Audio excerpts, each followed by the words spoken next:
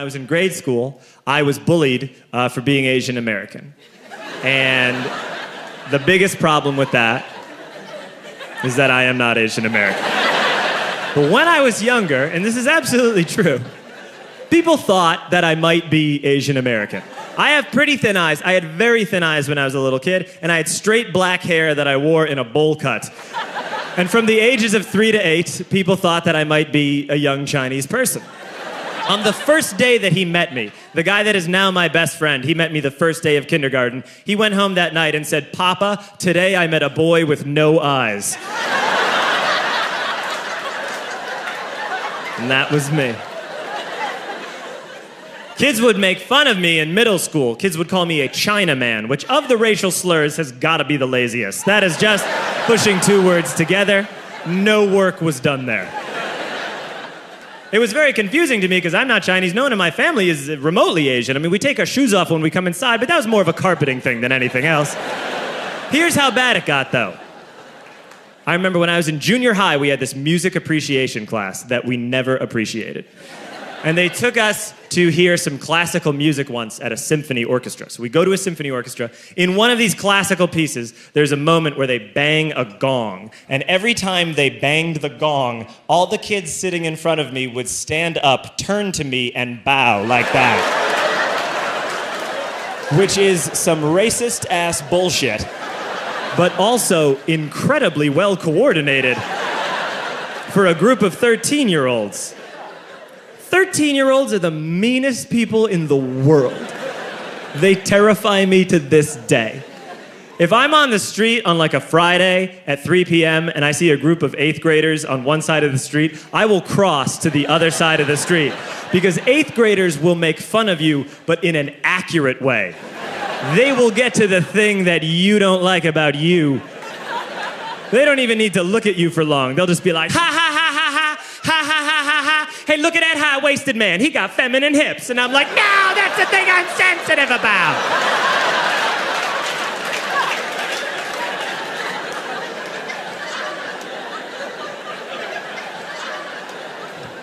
When I was a boy, I was also confused with a woman sometimes over the phone. Because before I went through puberty, I had a voice like a little flute.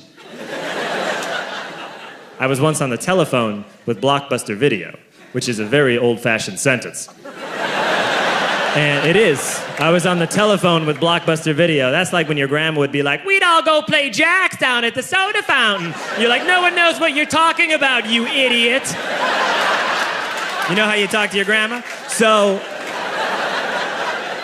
I was on the phone with Blockbuster. I'd called them a couple of times in one day to ask about a movie. And I called for a third time. I said, "Hey, yeah, I was just calling to see if you had Addams Family Values yet." And the guy at Blockbuster went, "Hey, lady, I'll tell you when we get Addams Family Values." But look, I wasn't offended as a boy being confused with a lady. I was offended as a lady who was getting pushed around by this chauvinist asshole that works at Blockbuster Video, talking to me like I'm some floozy. I am a proud Asian American woman, and you will treat me with respect. I am a tiger mom. Here's why I didn't get an attitude. I'm gonna tell you why I didn't get an attitude, okay? I didn't get an attitude because I remember my first time cussing. My first time cussing was because my mom smacked me in front of company. My friends was over my house. I'm downstairs, we playing, we having a good time. My mom come downstairs, she said, "Hey, I told you to keep it down. You don't run this house, I do, okay? With that being said, that's it. You're done. Go to bed." Smack me. Sent me up to my room. Now, you know when you get smacked when you're a kid, you get hyped. When you get by yourself, you gonna smack me, bitch? In front of my friends! You gonna smack me in front of my friends? I was emotional. I was an emotional ass kid. I'm running away, that's it. I packed the bag and everything. You know how many times I packed the bag with a toy? I packed the bag with one toy. I'm out. I'm sick of it. Me and He-Man are out. My mom gave me permission to cuss one time. One time she gave me permission to cuss. I'm in school, I'm being bad. My teacher got mad, said, "Kevin, come here." Told me to come to the front of the class, wrote a note, stapled the note to my chest. Said, "Make sure your mother read the note." I get home, my mom read the note. The note said, maybe if you showed your son some more attention at home, he wouldn't act like a fool in school, right? My mom read the note, she said, let me tell you something. You tell her, mind her damn business before I come down there and I beat her ass. I said, okay, do you want me to say it like that, or do you want me to take some stuff out? What'd I say? Tell her, mind her damn business before I come down there and I beat her ass. I said, no, I heard what you said. I just want to make sure that you know that you're telling me to say the same thing. Kevin, if I tell you again, I'm going to smack the shit out you. Okay, nah, I got it. Okay, I got it. I do. Okay, I got it. Nah, I got it. All right, I got it. Keep in mind, it's a lot of pressure, all right? My mom just gave me permission to go to school and cuss my teacher out. I didn't feel comfortable with the situation, so I wanted to practice. I wanted to go upstairs. I wanted to go over my lines. So, I'm in the mirror. I'm going over my lines. I'm like, okay, all right, okay, all right, okay. My mom told me to tell you to mind your damn... Nah, it's too loud. That's way too loud. That's not believable. It's too loud. Finally, I go over it. I get it down. I'm like, you know what? I'm going to go to bed early, get some rest, because I got a big day ahead of me tomorrow. I don't want to mess this up. So, I go to bed. I wake up, get dressed, put on my pants, my shirt. I get on the school bus. All my friends see me. They get hyped. Oh, Kev is on the bus. Everybody look. Kev on the bus. What up, Kev? I was like, yo, not today, y'all. I got a lot of stuff on my mind. I can't really have y'all throwing me off. And my friend was like, what you talking about? I said, I can't really get into it. All I can tell y'all is that it's about to go down. He's like, what? I said, look, man, it's about to go down. Just be behind me when I walk in class. He said, all right, cool.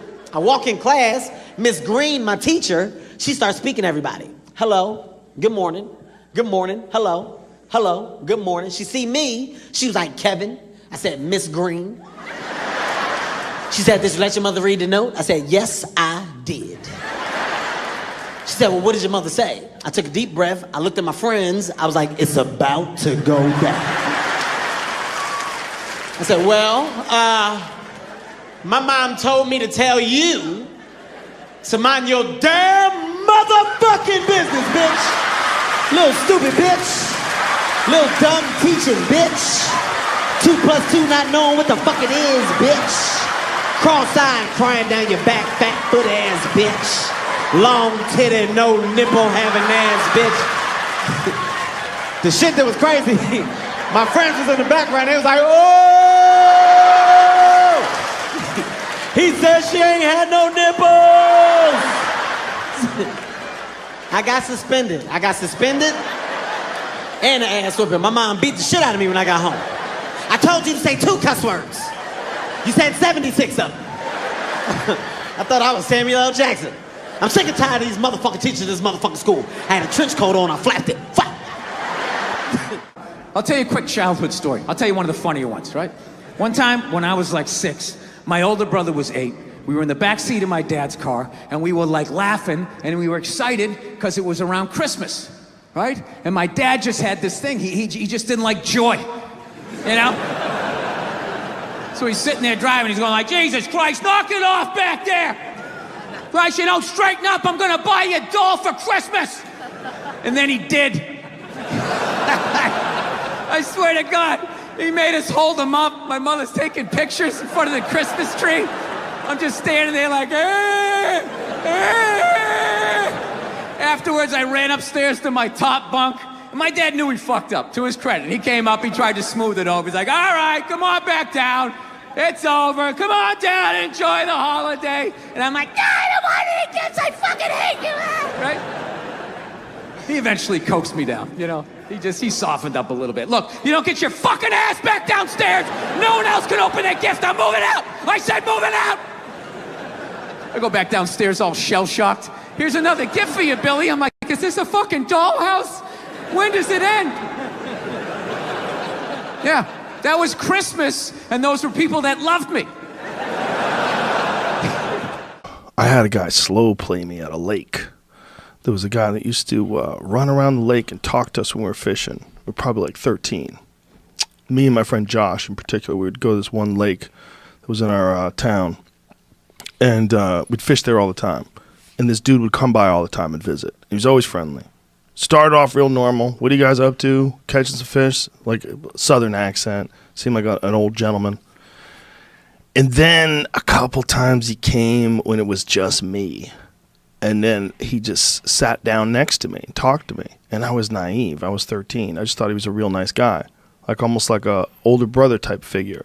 He's going to give you good advice. He talked about cool shit. He was a teacher. He got kicked out of his position for some unfair reason. He wouldn't really be specific about it, but he said, they didn't like the way he taught. And so anyway, this dude just becomes my friend, like nice and slow, brings me lunch. I even went to his house once. And then one day, I am fishing, and he's drunk. And he tells me he loves me. And I think I said something like, yeah, I really like you too. He goes, there can't be love without sex.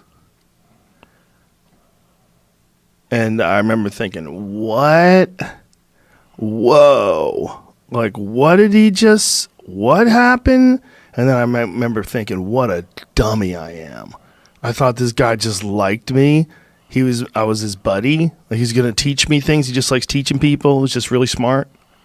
Then I had my hand on a knife. I had a Swiss Army knife, one of them little red plastic ones. You know the ones? With the can Yeah, they have all the kind of shit. And all those things. Let me tell you about a story so true. We're showing me style and it's all so cool. It's about a garment torn and frayed, getting its threads, the story conveyed. Walking down the streets with holes in my teeth. These ripped things here, part of me you see. It ain't about the brand or the label it holds. It's about the journey, the stories it unfolds. In these ragged clothes, I find my voice. A testament to resilience, my choice. From the streets to the stage, I rock my style. In my tattered shirt, I walk that mile.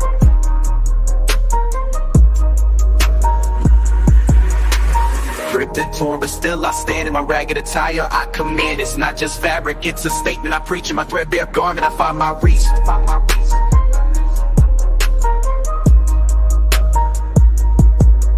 From the barrio to the bar, I make my mark. In my worn out jeans, I leave a spark. They may call it rags, but I call it art. In every stitch and tear, I play my part. It's the struggle of the streets, the hustle so real. In my tattered jacket, I sealed the deal. A symbol of defiance against the status quo. My passion of pants, I let it show. It's not about the riches or the wealth I lack. In my faded hoodie, I stay on track. It's the heart of the hustle, the grind each day. In my worn out kicks, I find my way. Ripped and torn, but still I stand. In my ragged attire, I command. It's not just fabric, it's a statement I preach. In my threadbare garment, I find my reach.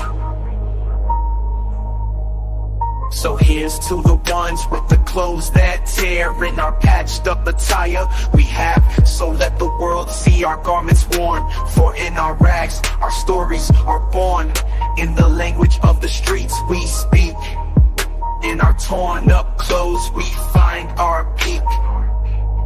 Thinking is I put it in my hand, in my pocket, like I held on to it, and I remember thinking, God damn it, I hope I don't have to fucking try to use this. Because I was thinking, it's like, he was a big guy. I was 13. I don't know what I weighed, 120 pounds or something. I'm like, fuck, this guy might beat the shit out of me and rape me here in the woods. Like, he was bigger than me, and he was always jogging. He wasn't in bad shape. And I told him to get the fuck away from me, and he told me to not be upset, and then I left. I got away. He didn't chase me. He didn't want to be violent. He wanted to trick me into fucking him. He didn't want to rape me. He wanted to trick me into fucking him. I got real lucky that was the case. But then years later, I got a letter from him at my house. That was creepy. Because it showed up in the mailbox like he had figured out where I moved to and sent me a letter. And I was like, whoa. And it was like real, like friendly and professional. Like a real professor, like a scholar. I don't even remember if he ever apologized. But it was real weird. It was like, ooh, I dodged that bullet.